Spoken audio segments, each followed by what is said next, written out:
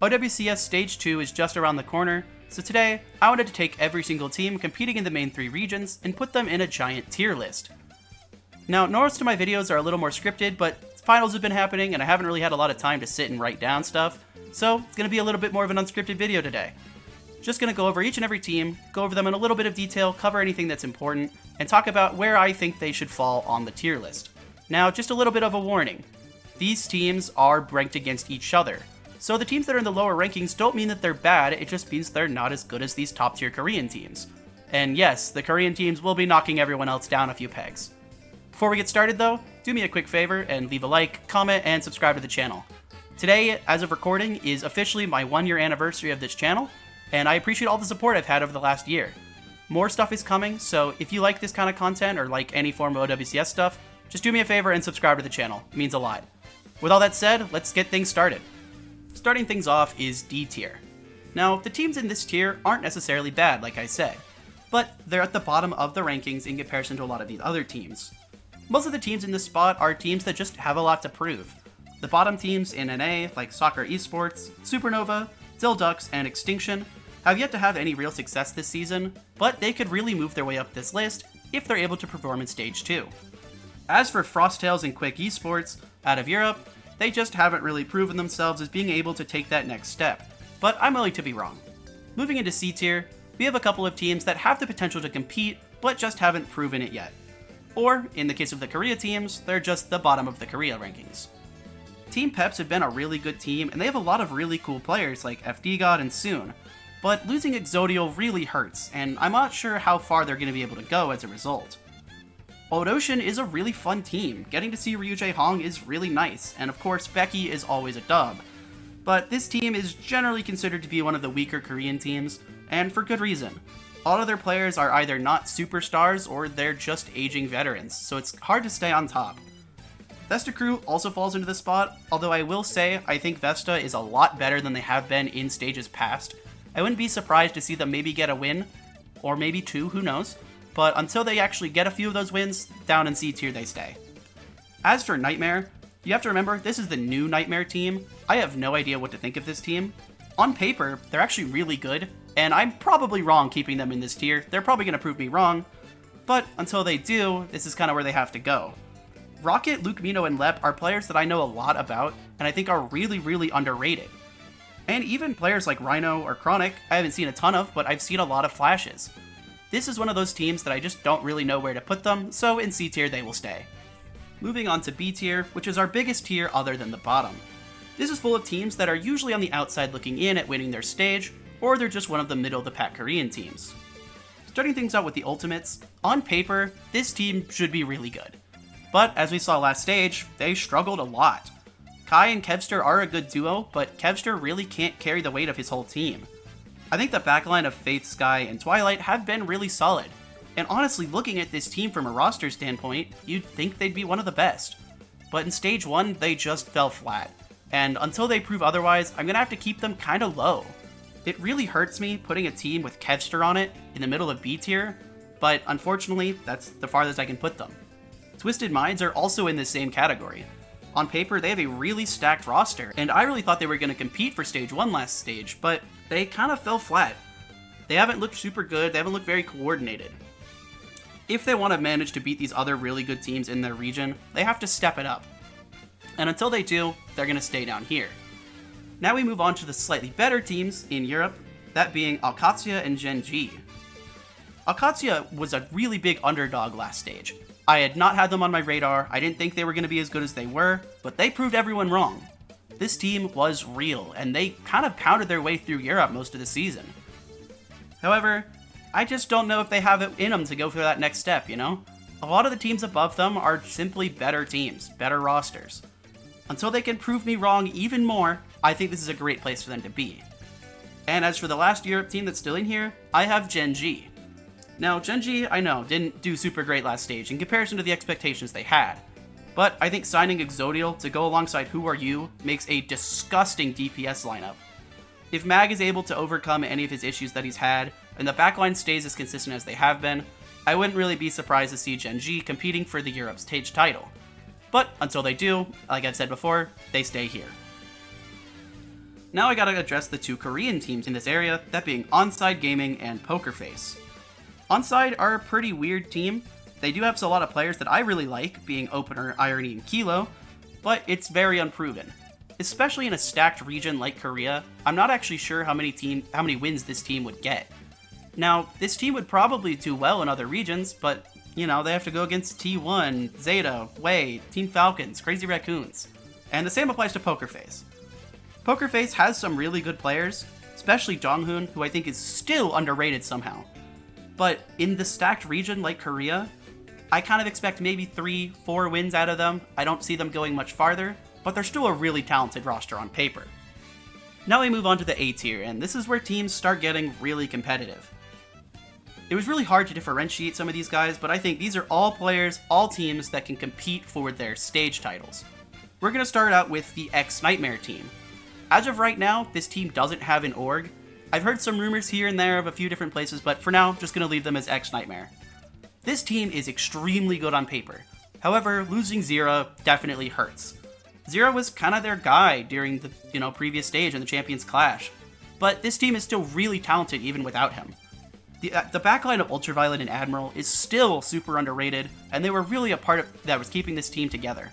If Vision is able to step up and fill Zera's shoes, I think this team will still be competing for NA. But they have to get over Space Station Gaming, who although had a little bit of a disappointing look the last few times, are still a really, really good team. Seeker and Sugarfree are a disgusting DPS duo, while Kellen the Felon is still holding things down on tank. There are a couple issues with this team, and they have a tendency to underperform, but if they mean business this stage, and I hope they do, I expect Space Station to do really well. And finally, the last NA team on this list is going to be Team Liquid. Now, Liquid also disappointed a little bit in the previous stage, but I think picking up Zera really helps this team out. I mean, they can't beat you if they're on your team, right? Knife Tree and Zera is probably the single best DPS line you could possibly make in North America, and having Infected, who's just a known quantity on tank, really helps you out. RuPaul and Vega are also still simply at the top. They're really good, really strong NA players. I think this team should win Stage 2, barring anything crazy happening, honestly. And we got our only Korean team in this tier, we have Wei. Now, Wei are a really interesting team on paper, and we saw them succeed a lot last stage. However, losing Who Are You hurts, quite a bit. Now, do I think Seonjun is a step down?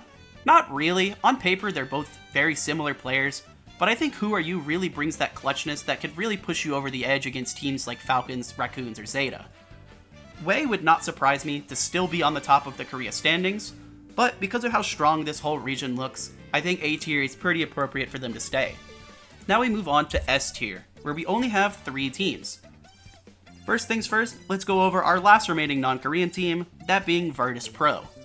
I thought this team would be really good in Stage 1, but I had no idea how good they'd be.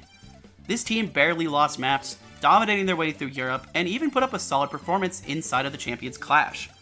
Shockwave and Jaewoo have been a disgusting DPS duo, and now that Vestola has Eisnom to be his backup tank, cover all the extra things that he isn't able to, I think this team will be more flexible than ever.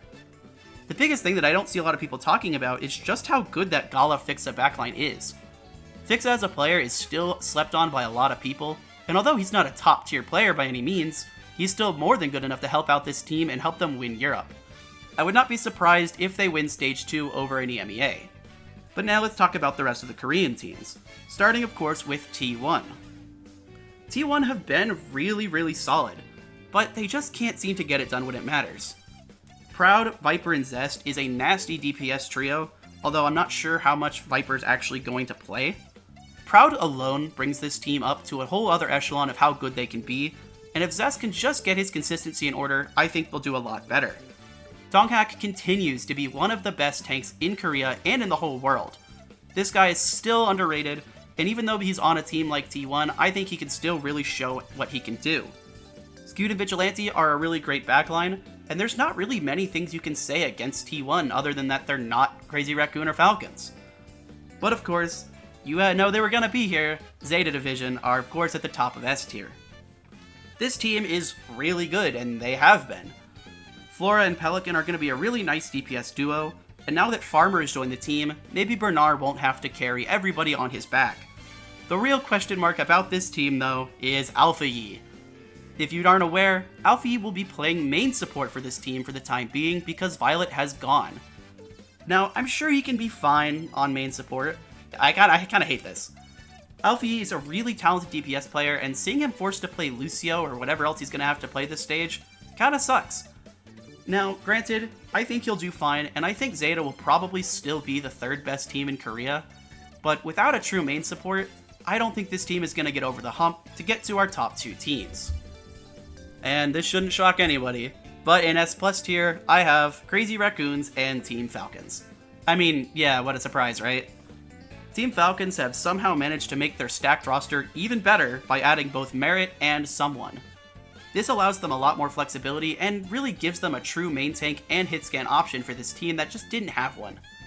Now granted, Merit isn't necessarily needed because I think Stalker is a fantastic hit scan player, but this makes it to where they have that option if they need it. Having a DPS line of proper Stalker and Merit should not be allowed, but here we are.